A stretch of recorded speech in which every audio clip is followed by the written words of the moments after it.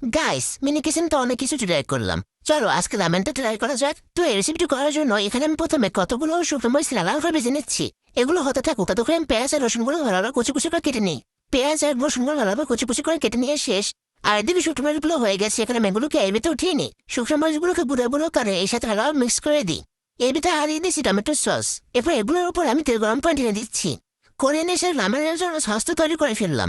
এখন রামেনটা তৈরি করতে হবে। মিনি কিচেনের জন্য রামেনটা আমি কোরিয়া থেকে এনেছি। দেখেন তারা দেখতে কতটা সুন্দর। এরকম রামেন আপনারা আগে কখনো দেখেছেন?